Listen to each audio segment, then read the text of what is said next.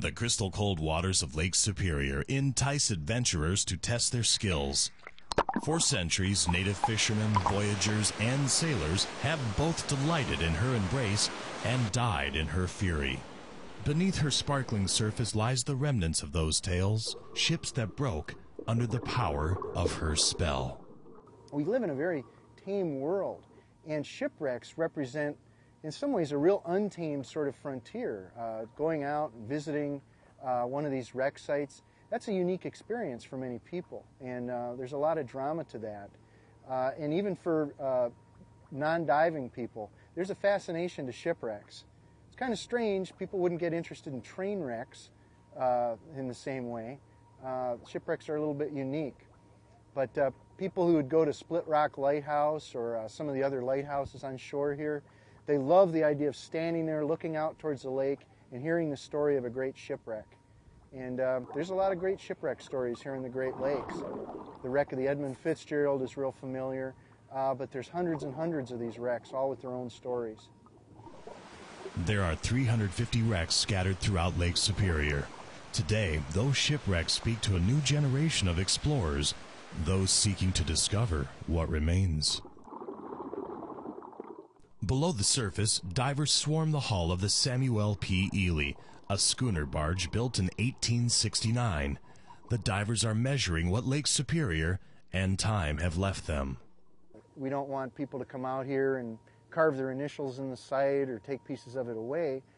By helping create a map and an appreciation for its historical significance, to divers visiting the site, it's no longer just going to look like a pile of boards. They're going to actually see a ship down there. And the drawings are also accompanied with descriptions, historical descriptions of the site, and that can be a message incorporated into that. Help us preserve these resources for the future. The story of the Ely is classic. It's a story of unrelenting seas, heroic rescues, and ultimate defeat. In the late 1800s, commerce on the Great Lakes was making the transition to steam. The old sailing vessels became tow barges, increasing the carrying capacity per trip. On October 29, 1896, a steamer called Hesper left Duluth just before midday, towing 2 schooners, including the Samuel P Ely. The pair fought gusting 50-mile-per-hour winds, high seas, and fear as they made their way toward 2 harbors.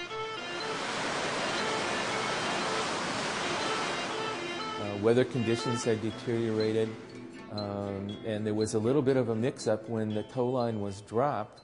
The tug didn't pick up the line right away, and the Ely kind of drifted really out of control in toward the harbor and wrecked on the existing breakwater there, still with its crew on board. A crew of 8 men was in perilous danger. Newspaper accounts tell a dramatic story.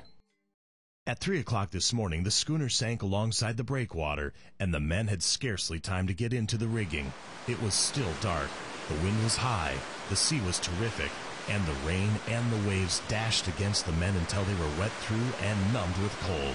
When the day broke, the men were all there, and the people of 2 harbors lined the shore and looked helplessly at the awful scene. Duluth Evening Herald, October 30th, 1896. And with a little thought, what they decided to do was position themselves well out into the lake side of the accident, about 200 or 300 feet, and simply let a rowboat drift back on a line toward the wreck of the Ely. The people could get off into the rowboat, pulled up to the tug, and then allowed to drift back again, another group into the little boat, and pulled back up until they had rescued the crew of the Samuel P Ely. The Ely herself was a total loss. A salvage crew took her masts, rigging, sails, and tackle, and left the rest behind.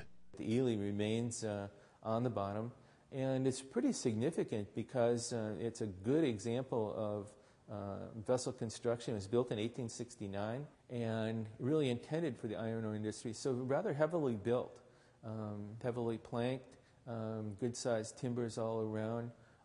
Even the ceiling or the inside planking of the hull in the cargo hold itself was fairly heavily constructed because they knew that the iron ore would be dumped in there and abrading that material. They're not building vessels like this anymore on the Great Lakes. There's none of them afloat now. Historically, all these vessels sank or were scrapped, and the only surviving examples of these now are the wrecks themselves on the bottom. For that reason, the documentation of these sites and the preservation of these sites becomes a real tangible link to the maritime heritage of this area.